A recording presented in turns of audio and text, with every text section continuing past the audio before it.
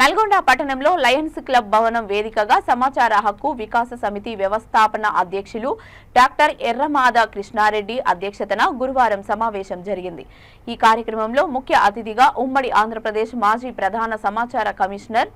Doctor వర్రె Venkateswara గారితో పాటు ముఖ్య అతిథులుగా Nalgonda municipal chairman Burri Srinivasa Reddy, vice chairman Abbagoni Ramesh, సమాచార హక్కు వికాస సమితి గౌరవ అధ్యక్షులు చైర్మన్ కాచం సత్యనారాయణ, పలువురు ఇతర రంగాల ప్రముఖులు పాల్గొన్నారు। ఈ సదస్సులో ముఖ్య అతిథిగా విచ్చేసిన వర్రె వెంకటేశ్వరరావు ప్రసంగిస్తూ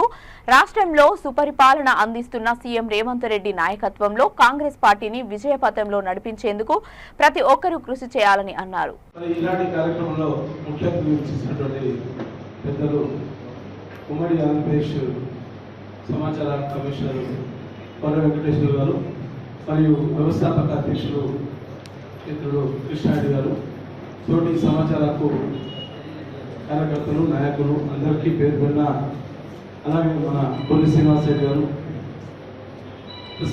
చాలా మంది అందరి పేరు ఏ నిమిషం కొంచెం పేరు ఇచ్చేసినటువంటి సమాచార హక్కు వికాస్ సమితి నాయకులందరూ కూడా తెలంగాణ ఉద్యమంలో తరచు 2005 అక్టోబర్ 12న ఆనాటి యూపీఏ ప్రభుత్వం మన్మోహన్ సింగ్ గారి పేరులో సమాచార హక్కు చట్టాలు తీసుకురావడం జరిగింది।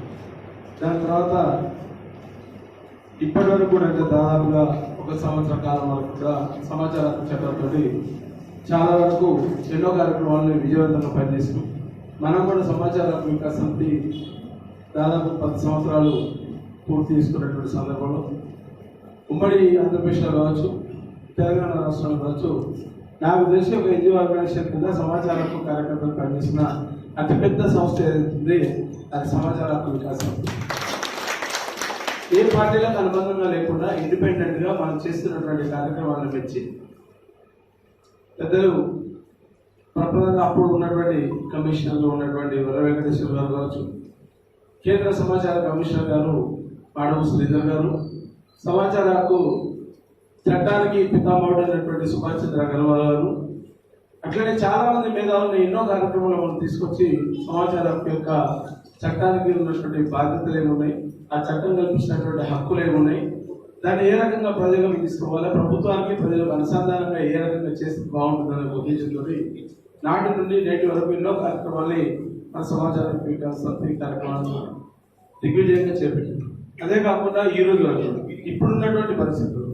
అంటే ఈ ఇంత క్రిటికల్ ఎలక్షన్ మూవ్మెంట్లో కూడా సమాచార హక్కు వికాస్ సమితి యొక్క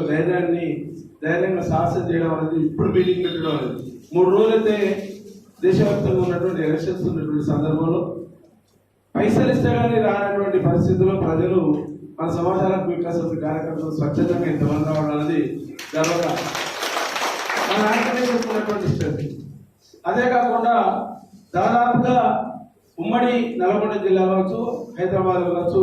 ఎక్కడ పోయినా ప్రతి ప్రభుత్వ కార్యాలయంలో మన సమాచార హక్కు వికాస్ సమితికి సంబంధించినటువంటి పోస్టర్లు కానివ్వండి, పాంప్లెట్లు కానివ్వండి, నిర్విరామంగా మన ప్రజలకు సేవ చేసే దాంట్లో పూర్తిగా బాధ్యతలు పంచుకుంటున్నాయి। ముఖ్యంగా ఇప్పుడు ఉన్నటువంటి వ్యవస్థలో ఈ రోజు ఉన్నటువంటి భారతీయ జనతా పార్టీ ప్రభుత్వము కొన్ని చట్టాలను నిర్వీర్యం చేసే దాంట్లో కీలక భూమికలను నిర్వహిస్తున్నారు।